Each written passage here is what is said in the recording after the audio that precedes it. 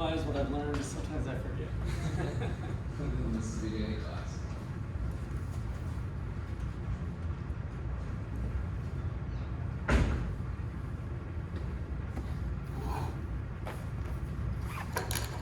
Alright, looks like we'll have some good extra credit for you guys today. Yo, you guys should think. Because I'm running out of paper. All the notes.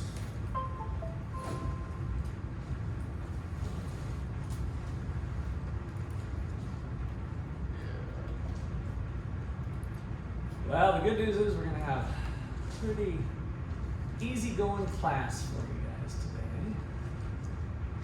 today. And tomorrow is going to be I'll give you time to work on your sidewalk chalk and other things. So, But you know, I'll just erase this.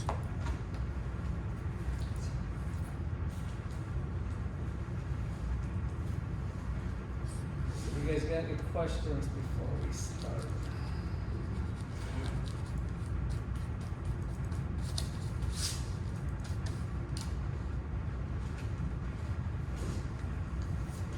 All right. So we spent last time looking at economic freedom and how that was calculated, some of the details of the list, so that's what we're going to continue on with today. So I think I'll go ahead and start with a first video. Find it in here. This time, all right, this one.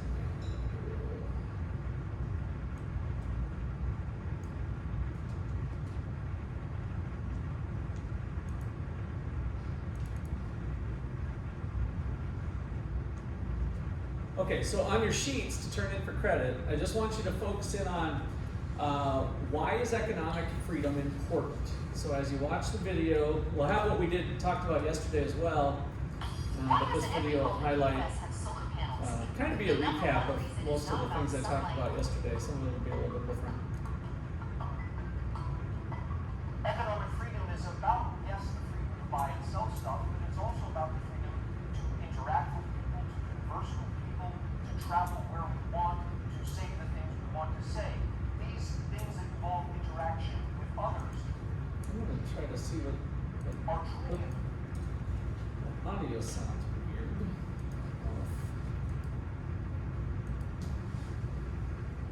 Core of economic freedom. There we go. I don't even know where that audio was coming out of. Usually it's just silent. Okay, so here we go. There's a tremendous body of evidence that suggests that economic freedom is associated with many of the things we think of when we think of a healthy society. We can look at the Economic Freedom of North America Index. States with more economic freedom have higher growth rates of the economy, they have lower unemployment rates, they have less debt per GDP than states that are less free. All of these things we associate with economic health are also associated with economic freedom. But we see the same phenomenon when we compare countries of the world. The most economically free countries have GDPs per capita that are about 10 times the size of less economically free countries. One might argue that what we're seeing is the big country effect. That is, big countries will tend to be economically free, and they'll also tend to have high GDP per capita. But if we restrict our vision to just the poorest 20% of countries, the poor countries that have the most economic freedom have GDP per capitas that are 50% greater than the poor countries that have less economic freedom. One counter-argument is that GDP per capita only measures average income. It's possible that you could have a country with a small number of elite, rich people and a large number of destitute people. But if we examine inequality measures, what we find is that the countries that are more economically free also have more equitable income distributions. That is, economic freedom is not only associated with higher income levels on average, but it's also associated with a more equitable income distribution. Skeptics might argue that economic freedom achieves greater income because of exploitation of people and exploitation of the environment. Let's look at the data and see if this is the case. On average, women in economically free countries have more gender equality than women in economically less free countries. Also, child labor rates tend to be lower in economically free countries and higher in economically unfree countries. One might argue that child labor rates are lower in economically free countries because economically free countries are richer and therefore can import products from poor countries that do not have child labor laws. In effect, the rich countries encourage the poor countries to exploit their children, so the rich countries don't have to exploit theirs. But if we look at the poorest countries, we see the same phenomenon. Even amongst the poorest countries, those with more economic freedom have lower child labor rates than those with less economic freedom. Economic freedom also accompanies reduced exploitation of the environment. For example, deforestation is worst amongst the least economically free countries.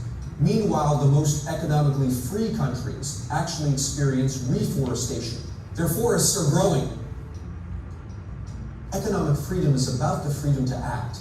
The more freedom we have to act, the more able we are to do the things we want to do, to create wealth, to protect the environment, to help people be equal across genders, to help children no longer have to work in factories. It's about being free to make your own choices and to live with the consequences of those choices, provided that you do not violate anyone else's freedom. The more economic freedom we have, the more able we are to make the world a better place.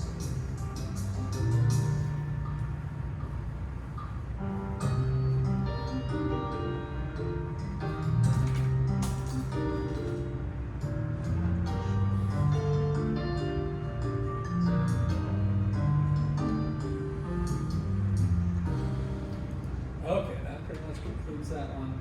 So, Evan, for credit today, we want you to think about, we're going to watch some videos, we got some more content that we're going to cover, but for this one, I wanted you to think of why is economic freedom important?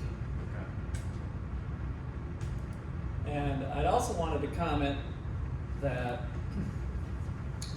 any one of these would be kind of a good sidewalk chalk project, right? So you're going to see lots more. That's just an example. Like your sidewalk chalk project could say, economic freedom improves, whatever, ending child poverty, whatever, one of those type of things. So I went to Walmart and bought some. So tomorrow we won't have formal class, and I'll allow you guys time to go do your sidewalk chalk projects. You don't have to do it during class time. It's basically going to be kind of an open time. But I wanted you guys to know that you can check this out for you can borrow it and go do your sidewalk chalk project whenever you want. Just let me know. Otherwise, I'll for sure have it available tomorrow during our normal class time at 11:45. You said this is an individual one? Yes. Okay. Yeah, this is individual. Yep, for the sidewalk chalk project. So, give me just a minute here to get something written down on why is economic freedom important. You saw a lot of other different things on the video. I think one of the stronger points of this particular video is showing how, there's always the argument of does the rich country hurt the poor country or something, but even among all the poor countries, we see these good results. So I think that's kind of a neat outcome from this particular analysis.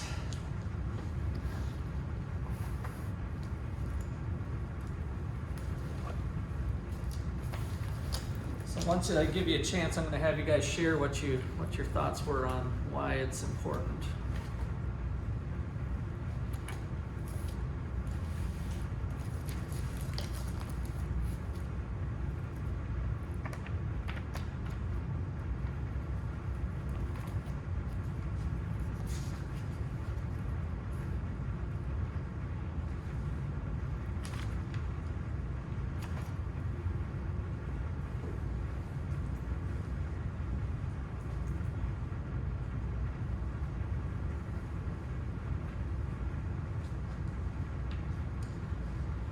Okay, who wants to go first? What'd you write? I have all three of you say something here. It's about, or you can Okay, Chris, what do you got? it's about interacting with others. Okay, what do you mean? So, like, the freedom to act, so like, be able to protect certain things and be able to, like, child labor and all that Okay. So freedom to communicate too, right? Yeah. Freedom of speech in a sense. Okay. I just said you're able to do what you love and you're free to your own choices. Okay. Good. And Evan? I said it's important because it allows the country to thrive and gives the population a better quality of life. Okay. What does the thriving part mean? Thrive economically. Okay. So in terms of what? How would you measure that? Just, I guess, the general wealth of the country. Okay. So we got the wealth. Now, normally when we're talking about wealth, it's kind of like the wealth of the nation is, or the wealth of a person, if we want to bring it down to a personal level, is, you know, if we go to Lynn's accounting class, assets minus liabilities, right? The dollar value of what you own minus anything you owe is how wealthy you are. If you're a millionaire, that equation equals at least $1 million, right? And so that's the wealth equation. You want to make sure you keep that separate from income. So income is another way to measure prosperity. In terms of countries with more economic freedom, we're seeing have higher incomes as well, which then gives you more opportunities to act the way you want to act and things you want to do, right? So that you're right. You guys are touching on the right things, that those things are all interactive. Okay, so in some other classes, we talk about kind of a helpful little rule for looking at growth rates. So this book uses what's called the rule of 70. Some books do the rule of 72. At the end of the day, it doesn't really matter too much because it's kind of an estimate on what this means for growth rates. And so it's just an eyeball thumbnail shortcut way to look at growth rates and the number of years it'll take something to double. So this rule of 70 looks like this. It's an equation that says how many years, number of years, it takes something to double. Let's just say double in size. The number of years it takes something to double in size, so go ahead and write this on your papers. The number of years it takes to double something in size. So that would be like, as it relates to this lesson here, if people in our country are currently making $15,000 a year on average, and the economy is growing, how long will it take them to make $30,000, right? So that's what we're thinking about with, as it relates to economic growth and related here. This formula is really generic though. It says, you know, if you are growing at 10% per year as a 3-year-old, and you're currently 3 foot tall, we're trying to estimate how tall will you be at 6 years old, right? When we double the size. If you're currently 3 foot tall and you're growing at 10% a year, then that means 7 years from now, you're gonna be 6 foot tall. So you can use it for anything. So here's the formula. So how many years does it take to double is simply 70, as it turns out. It's just kind of this mathematical weirdness, by the way, if you wonder where it comes from, divided by the growth rate.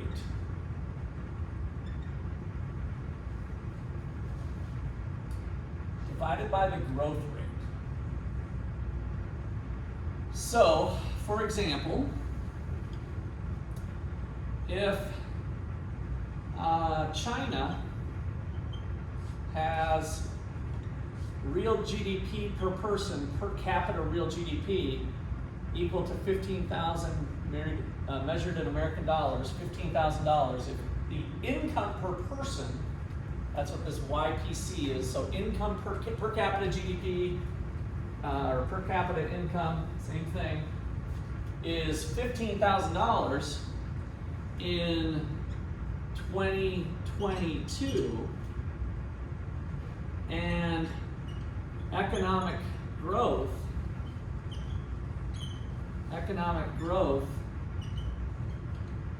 is 4%. How long will it take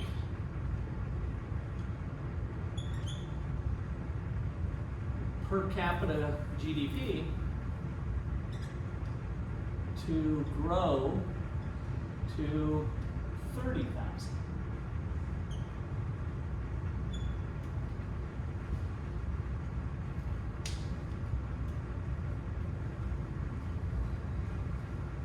So to calculate this thing, using our growth formula, the answer would just be 70 divided by 4. So one thing that's different with this is you don't do the 0.04, like since it's a percentage change, you don't do 0.04 with this, you just do 4. And so 70 divided by 4 is what, 17 and a half? 17 and a half years is the answer.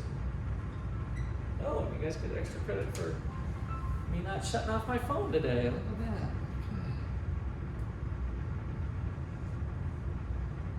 that. All right, we'll get you that too on top of that other stuff. Okay, does that make sense? So it's just a way to estimate, yeah. So you're looking for the number of years? Yeah, so I was asking, so this question says, how long will it take real per capita GDP to double from 15 to 30? Okay.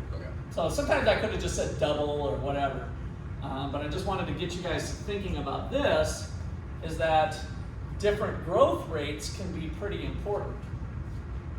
Okay, and we'll see that when we get into, in fact, maybe I'll show that now here.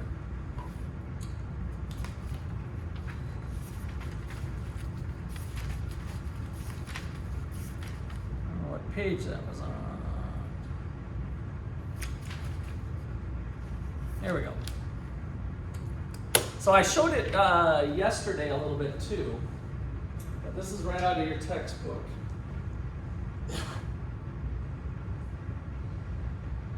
So here is the most free countries, second, third, and then the least free countries. So from yesterday, where did we see the least free countries? Where was a lot of the red area on the map? Africa. So and that's where I'm going Saturday. So that's why I'm going to be, Africa's on my mind right now because I got to figure out what all I'm going to say to some people here in about a week. And I've got a lot of it figured out, but I still got more to figure out. So a lot of those countries are here. And so now this is the growth rate of, these numbers here are the growth rate of those countries. So now using the rule of 70, how long will it take those countries to double from wherever they're at today? How long will it take their country to double in income if they're currently at, we'll show you some, well, maybe I'll show you some now. Some income numbers. I'll just do the average one. No, let's do this one. Here's a list from your book again of 25 most free countries and then the least free countries. And so you can see the impact on economic freedom. Remember, as I talked about yesterday, this has all been adjusted for purchasing power parity. So this is like looking at 1,530 McDonald's hamburgers versus this country having 44,000 hamburgers, right? So it's in terms of real purchasing power as well. And so now we're saying, okay, so people over in Senegal, in Africa, or let's see, do we have Zimbabwe on here? Because that's where I'm going. Oh, we could look at Ukraine too. Okay, let's use Zimbabwe since that's where I'm going. So I'm visiting these folks next week. Average income, $2,500. Average annual income, $2,500. Remember, this has been adjusted for purchasing power. And then we've got the United States up here at our $54,000. So now this question says, how long will it take people in Zimbabwe to double from 2,500 to basically 5,000? And what does the rule of 70 tell us if Zimbabwe is one of these countries, which I believe it is? I don't think we have the actual growth rate. But if that growth rate's roughly 0.1, roughly, approximately, you don't have to get, I see Andrew's got his calculator, I'll get it, so maybe we'll go to you here in a second. But just your gut feeling, following this formula, how long is it going to take Zimbabwe to double to 5,000? How many years?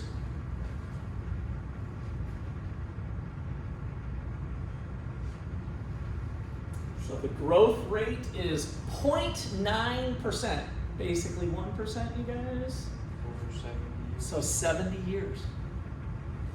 70 years for them to go from a pathetic, let's just call it what it is, they're already super low income relative to these countries. And because of their policies in place and because of their low rating on economic freedom and all the policies and other things that go along, and there's other external factors as well, it's going to take them 70 years to double. Now, how fast is the United States going to take to double? And actually, Andrew, since you got your calculator out, what is 70 divided by 0.9? Let's just do it exactly here. 70 divided by 0.9. 77.7 years for Zimbabwe to double. And then the United States, let's just take this average growth rate like we did here. Those countries are growing at 2.38.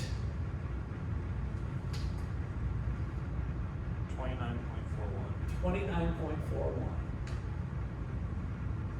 Will Zimbabwe ever catch up to the United States? Never.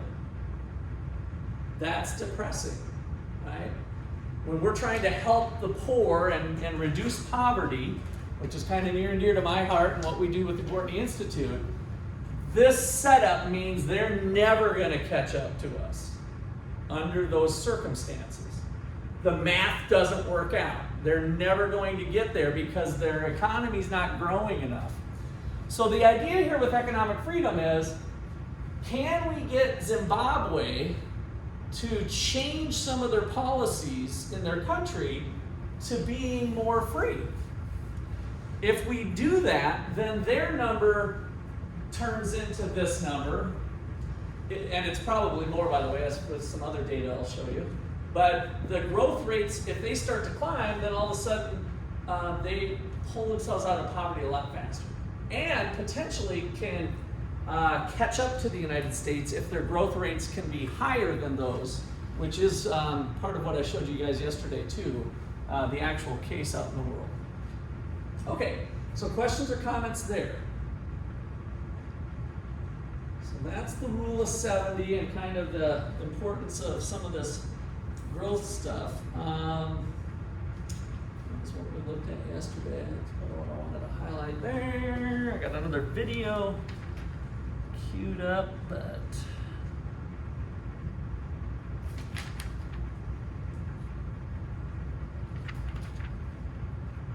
okay, let's get into our next video.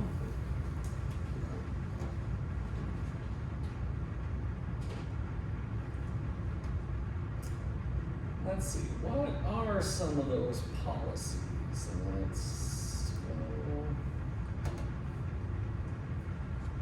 go to this one. So does anybody remember where Venezuela's ranked on economic freedom? Last. Dead last. So, what has caused them to be one simple but brilliant trick to cool your the home in 90 poster child seconds. of what not to do? Tired of hot and stuffy rooms during summer? This. So let me first show Venezuela's situation here relative to the world. Notice that their average income's not too bad in terms of average per capita income. The problem with that number is that they have a lot of oil wealth, and it's usually concentrated in the hands of a few as part of that story. But in terms of average income per person, they're a little bit higher than some of the other places. All right, so let's watch this video. Folks, the president says he has a mandate. The people of this nation have spoken. That means his government can do all sorts of good things. We can ban assault weapons. Gun control's on the agenda, and many progressives also want to outlaw hate speech. Hate speech is fundamentally at odds with the Constitution. And above all, they'll spend much more of your money. Without creating an inflation problem. Sounds great, except those policies were just tried in Venezuela. Hugo Chavez thrilled American celebrities by embracing not just socialism, but the very ideas they advocated. This is you and Hugo Chavez. Help me write my speech. He is one of the most important forces we've had on this planet.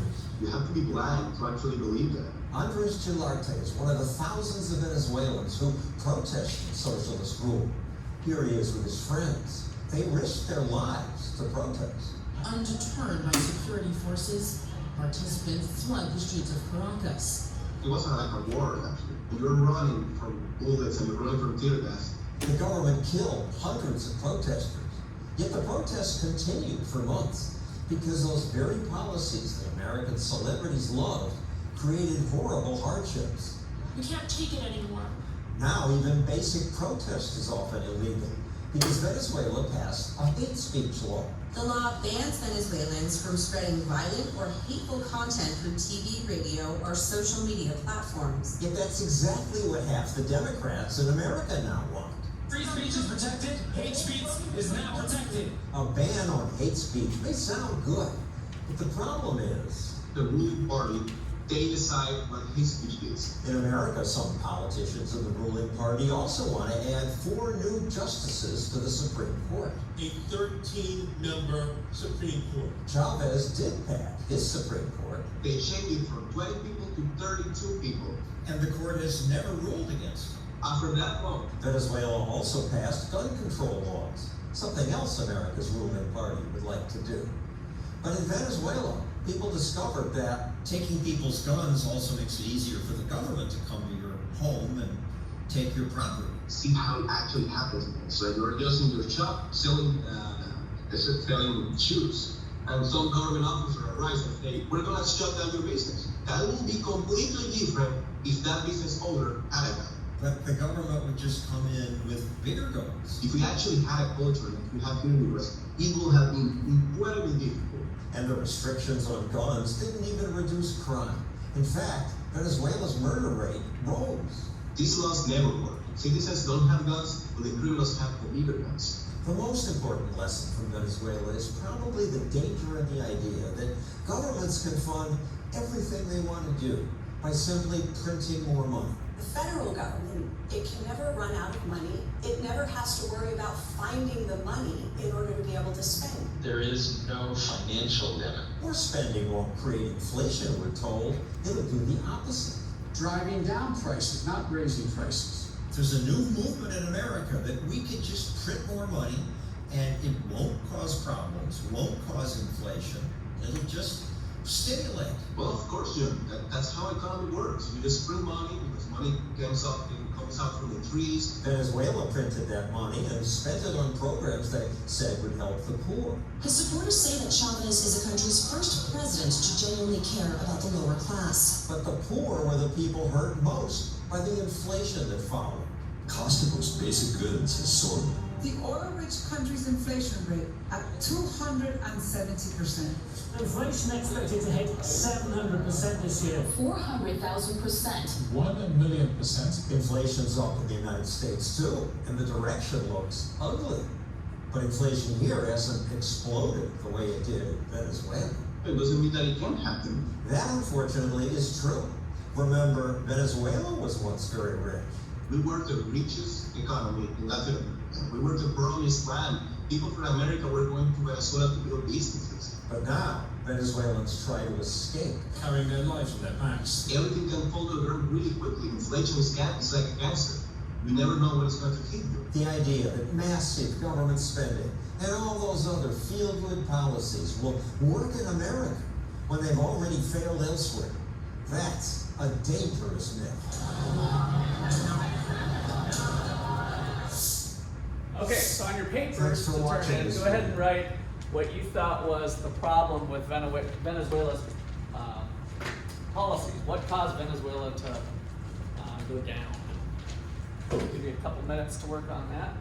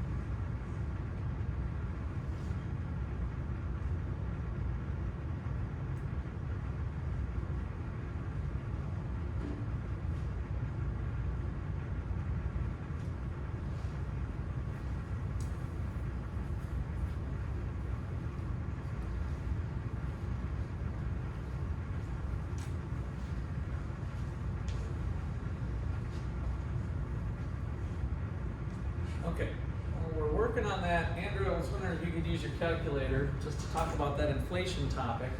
In the United States, the current inflation rate is 8.6%. So how long will it take the price of things to double in the United States? So this would be the price of groceries, the price of gasoline, the price of, average price of products. How many years? 8.1. 8.1. That's where we're at in the United States right now. What did they say the inflation rate was in Venezuela? 1,000,000%. Well, it was, yeah, I got up to 1,000,000%. At some point in the video, they said 270. So it kind of, so I'm just curious, let's just have fun. And what is 70 divided by 270? That's why this rule of 70 is kind of fun. 70 divided by 270. 0.26. 0.26. So that's a quarter of a year, right? So we've got 12 months in the year, so in 3 months, right? 1 quarter, 3 months, the prices have doubled with 270% inflation. So just kind of crazy how far. And so the easy thing to remember is that if inflation got up to 70%, then it would be 1 year to double. Everything would double in 1 year. So it kind of gives us this frame of reference. So back to the growth rates. Oh wait, actually before I do that, I wanted to hear your Venezuela. So what brought Venezuela down the tubes? I want to hear from all of you, so whoever wants to go first, go for it. Evan. Just like the tyrannical power of the government and creating all the rules to just take away the economic freedom of the people. Okay. Chris? I just said their front office has made more choices. Front office? Well, not front, like the presidency. Okay, the government, basically. Yeah. The leader of the government, who was Hugo Chavez, is who was being kind of celebrated early on by even some American celebrities. Drea, what did you have?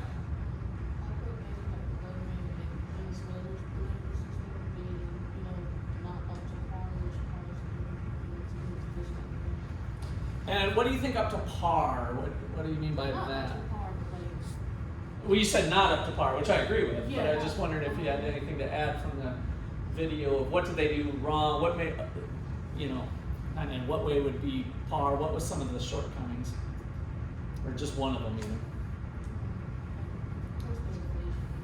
Okay, yeah, so inflation, so printing off money, so the government was in control of the money and they printed it off and we got this inflation. And then Andrew, what do you Just basically talking about all the laws they made and then stopping the protesting. Yeah, so that was huge too, right? So the freedom of speech being shut down. You see this in China, by the way, too, that they're clamping down on what you can say. You can say anything you want as long as it's not bad about the government, and so those sorts of things, when you no longer can challenge the government, then it empowers those leaders to do more and more, and it might not be sound. So in a market-based system, the reason why I like to champion free markets is that it's very decentralized, and so people can make mistakes and it doesn't take the whole system down, right? They just lose their money, they go bankrupt or whatever, and somebody else comes up with a new idea. And so you got all these kind of checks and balances through the profit and loss system that you lose in political markets when a leader by force can print off money or charge high taxes or whatever. They can make those things happen through force. And that's not shown to be a very healthy thing to do if you go back to, we can go back to Nazi Germany and Stalinist Russia and blah, blah, blah, blah, blah. Those systems have continued to show that they're not very sound in terms of seeing the benefits. But yet they still exist. So this last piece from, just to tie in the growth rate business again, it just said a hypothetical. If a country's currently at a $10,000 level, which we saw lots of countries below. Zimbabwe was 2,500, right? So imagine that a country's at 10,000, but they're not growing. What does that mean in terms of 30 years from now, using the rule of 70? If you're growing at 1%, 10,000 grows to 13,000, not too bad. If you're growing at 2%, 10,000 grows to 18,000. If you're growing at 4%, which isn't that unreasonable, you guys. I mean, there's periods of growth at 4%. 10,000 grows to 32,000 in 30 years. So significant differences with even just a percentage more economic growth, which we have this evidence that shows, giving a little more dose of economic freedom can have some dramatic effects. Okay, got kind of a fun video queued up for you. Any questions or comments there? All right, so this is a video that's been around for years, kind of has a cool representation of some data. Visualization is right at the heart of my own work too. I teach global health. And I know having the data is not enough. I have to show it in ways people both enjoy and understand. Now, I'm going to try something I've never done before. Animating the data in real space, with a bit of technical assistance from the crew. So, here we go. First, an axis for health. Life expectancy, from 25 years to 75 years. And down here, an axis for wealth, income per person, $400,000, $4,000, and $40,000. So down here is poor and sick, and up here is rich and healthy. Now, I'm going to show you the world 200 years ago, in 1810. Here come all the countries. Europe brown, Asia red, Middle East green, Africa south of Sahara blue, and the Americas yellow. And the size of the country bubbles show the size of the population. And in 1810, it was pretty crowded down there, wasn't it? All countries were sick and poor. Life expectancy was below 40 in all countries. And only the UK and the Netherlands were slightly better off, but not much. And now, why start the world? The Industrial Revolution makes countries in Europe and elsewhere move away from the rest. But the colonized countries in Asia and Africa, they are stuck down there. And eventually, the Western countries get healthier and healthier. And now, we slow down to show the impact of the First World War and the Spanish flu epidemic. What a catastrophe! And now I speed up through the 1920s and the 1930s. And in spite of the Great Depression, Western countries forge on towards greater wealth and health. Japan and some others try to follow, but most countries stay down here. Now, after the tragedies of the Second World War, we stop a bit to look at the world in 1948. 1948 was a great year. The war was over, Sweden topped the medal table at the Winter Olympics, and I was born. But the differences between the countries of the world was wider than ever. The United States was in the front, Japan was catching up. Brazil was way behind, Iran was getting a little richer from oil, but still had short lives. And the Asian giants, China, India, Pakistan, Bangladesh, and Indonesia, they were still poor and sick down here.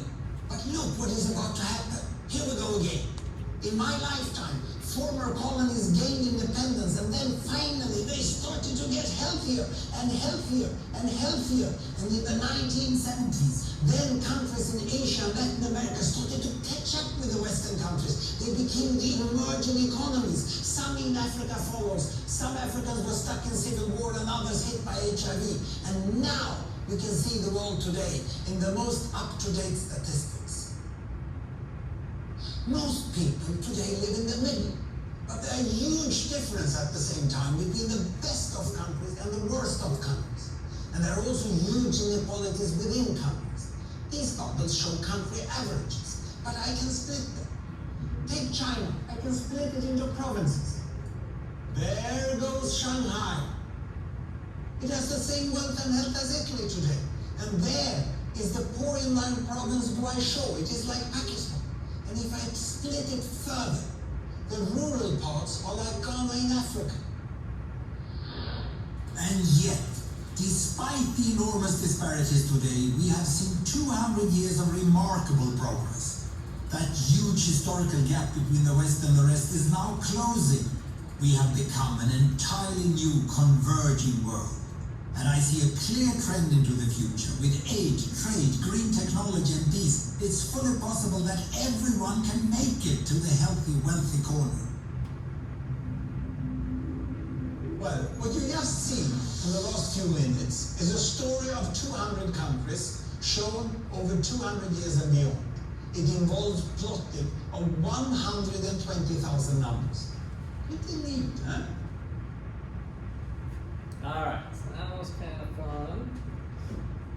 Obviously, when he says up to date, that was done in 2009, but it's still since it's got that 200-year review, that's kind of fun I to serve look for at. complacent.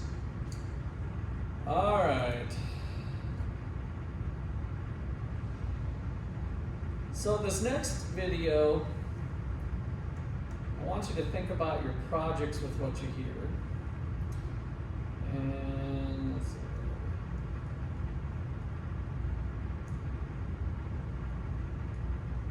Tell me somewhere. Here we go. Okay. It is the author of the three people on the video is the authors of the Economic Freedom Index that we've been talking about and using for this chapter, chapter 16. And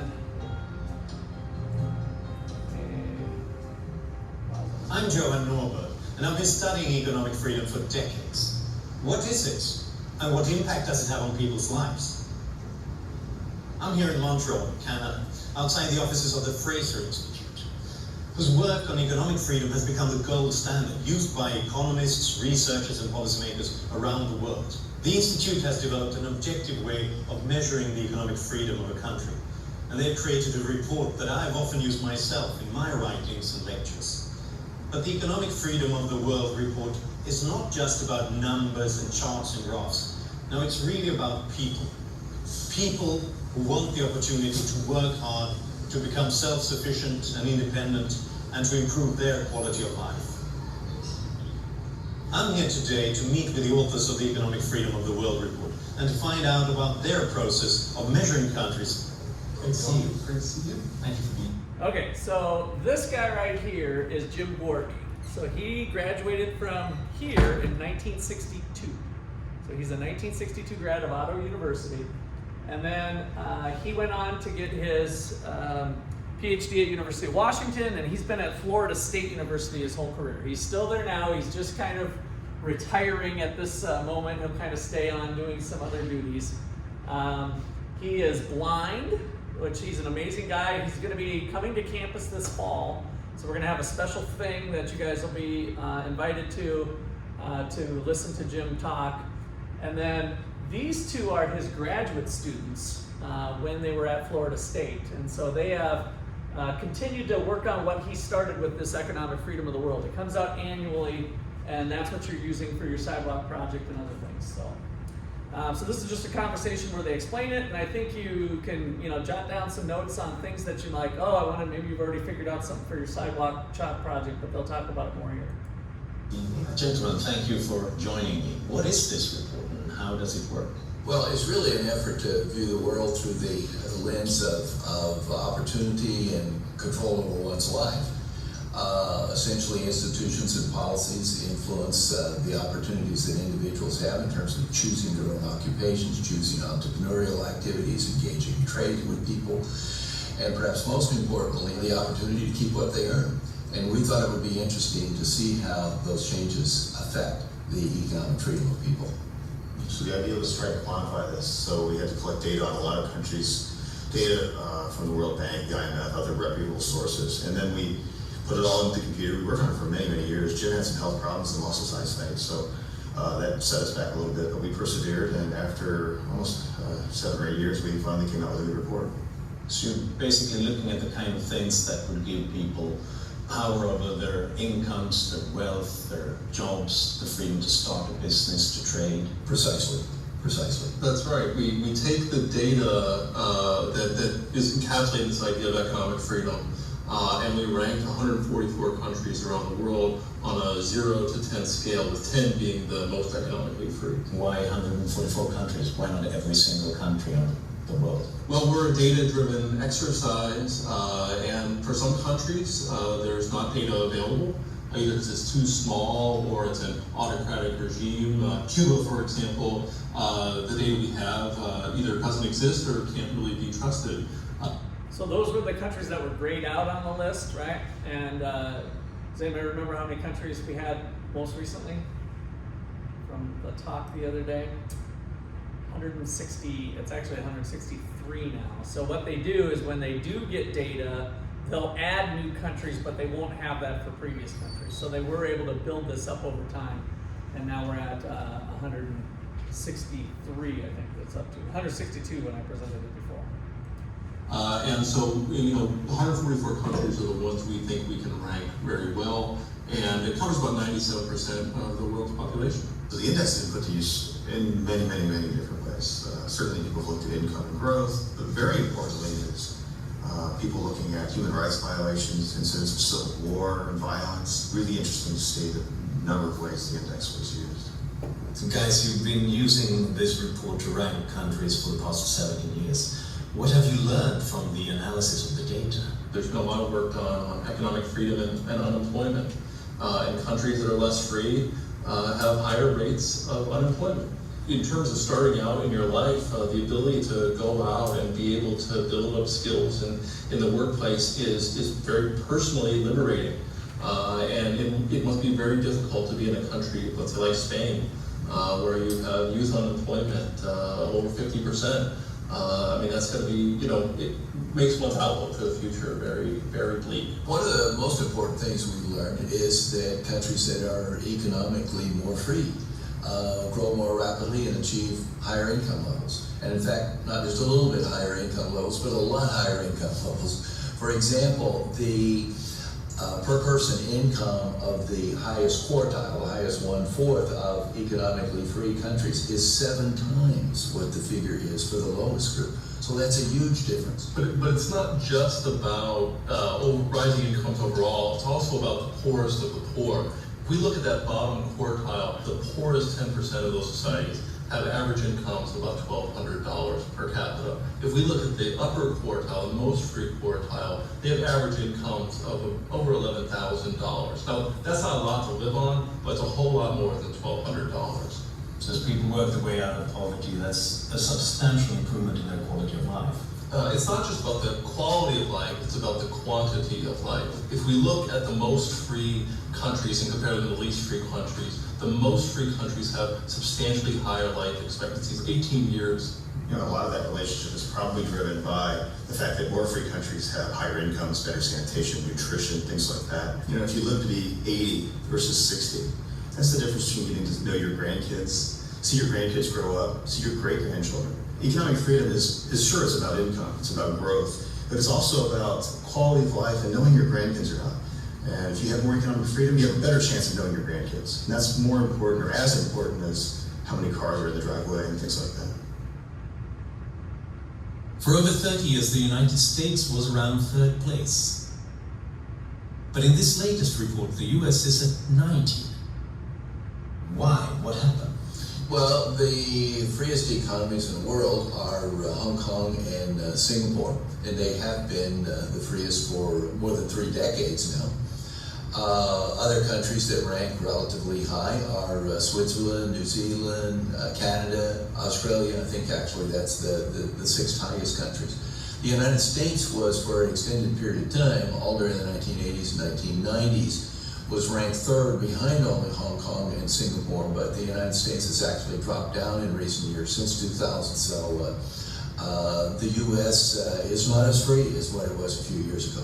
Well, generally, the Economic Freedom Index is showing a rise of economic freedom around the world, and only a handful of countries are decreasing.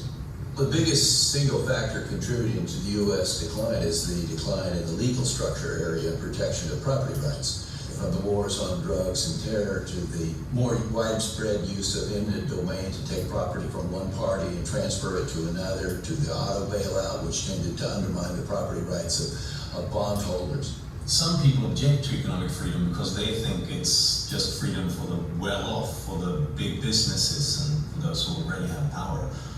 What's your take on that? I think if you look at the U.S. In response to kind of the financial crisis, what did we get? We got greater concentration in the banking industry. It's harder to be a local bank, local savings and loan. The banking interests and banking lobbyists used the opportunity of the financial crisis to solidify their position in the marketplace. That's not economic freedom, right? That's antithetical to economic freedom. All those lobbyists that those corporations hire and they send to the national capital, they're not arguing for more economic freedom, they're arguing for less, they're arguing for special privileges. The political process favors well-organized interest groups, and typically that's going to be the well-off among the business groups as well as well-organized labor groups. Whereas there's really no interest groups for those who aren't there in the market yet, for the future stores and businesses and things like that. Future entrepreneur, the taxpayer, and the consumer are not well organized, and therefore the political process seldom represents them. Yeah, too often politicians are only offering short-term fixes. They promise instant gratification. And the problem is that at the end, it comes at the expense of economic freedom and competition in the marketplace. Oppression of economic freedom gets kind of subtle, and it goes under the radar, and fewer people notice it. And that's what makes it very difficult to defend. That's the beautiful thing about this Economic Freedom of the World report. It makes these trends visible. It tells us where to look. It gets us talking about it. And that's why we do this. That's why we do this. That's why I write about it. That's why we talk about it. Guys, thank you so much for sharing your thoughts and your work on this. Thank you. Thank you. All right, so your question to write on your papers, what did you think was the most important thing of that video that caught your eye? Most important concept.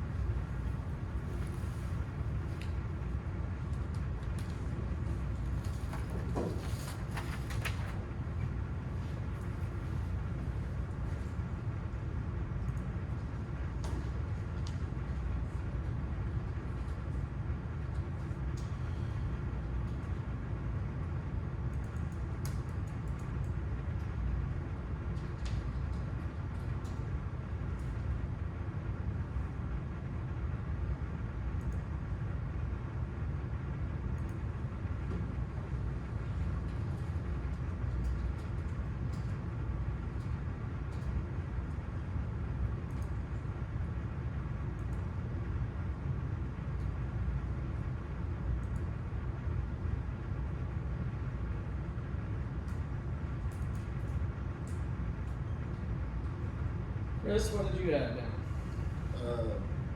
They were doing America was in third place and dropped tremendously. Okay. Now, why do you think they dropped? I forgot. I'm not going to. So, but it's something that happened, and that was one thing I was going to bring up, that the United States in the current rankings has got back into the top 10. They've kind of floated around from 8 to 6 to whatever.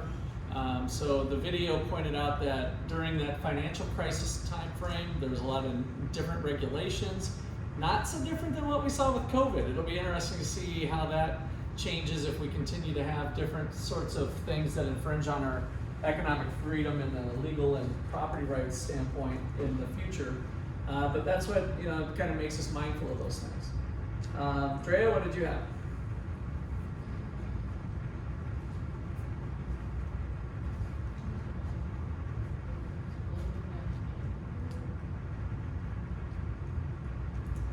Did you write something down or not? No, because I'm trying to remember the part that I Yeah, you kind of left it at a bad time. So what is economic freedom to you?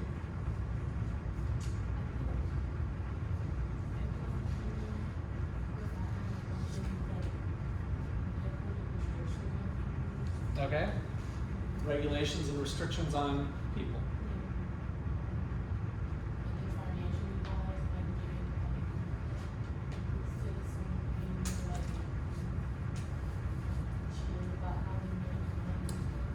It wouldn't be that, honestly. And I think you raise a good point that with economic freedom, we're not measuring like financial literacy or how smart they are with investing, but it's freedom to be stupid with your money. It's certainly that, right? So you can choose to invest in something without the government telling you oh, that's too risky for you, right? So something like that. So you have the freedom to be stupid too. It's kind of an important point, right? That we don't want restrictions of, well, we're only going to let you invest money if you've been through a degree plan or a certification process, right? So that could be a stupid regulation that somebody could kind of learn it on their own, or maybe they're just individually sharp, they never went to college, they can rely on maybe some other people in their family network, but it's possible that the government would say, no, you can't invest in these types of things unless you've gone through this training program. That would be an example of a restriction. And so part of economic freedom is the freedom to be stupid with your money too. You get the freedom to do that, and that gives you the flexibility because the government probably doesn't know what's best for you. We'll let people try to figure out what's best for themselves, and they might make mistakes too. So I think that's an important part of freedom. Andrew, what'd you have? I had the same thing as Chris. They talked about how banks were taking advantage of people during the financial crisis. Okay. That's what it says. Yeah, so the counter argument to that with economic freedom is to say, well, we want people to try to think carefully about where they put their money. And so part of it is not necessarily increasing regulations, but increasing transparency that if you lose money, it's kind of your own, it's your own thing. So the answer from an economic freedom standpoint might not be to increase regulations unless there was a problem that the banks were being fraudulent, if they were purposely deceiving you or doing something. And by the way, there was some of those shenanigans going on as well. And so having a better rule of law might be the answer in some cases. Evan, what'd you have? I said economic freedom is important to everyone, not just the well-off. This can be shown by many of the poor countries increasing economic freedom over the years. Good. Yeah, I think that's where the strongest, most compelling evidence is with the poor, I think. And so, yeah, this freedom stuff, one of the criticisms that people make when they don't really understand everything is they'll say, oh, that just means big business is going to be able to get richer, the rich get richer, the poor get poorer, and there's lots of good evidence to show that that's not what's happening here with economic freedom. So that's part of why I like you guys to do this project and do it. So here is the project again, that you guys have in Blackboard, due tomorrow. Wait, it must be, this one, there we go. So I cleaned it up, so I got rid of the Bitcoin stuff so you can look at this. This is where you submit your project as well. So to do the review of economic freedom, pick a country. You can pick any country around the world that interests you. Double spaced, some of the details there. It's basically a short little write-up. If you've been paying attention, that's why I had you kind of do these exercises, and you guys got to hear what other people were saying. You kind of hopefully have a good feel for that you can write a general summary, and of course you can lean on chapter 16 in your textbook. Has all of the content that we've been reviewing.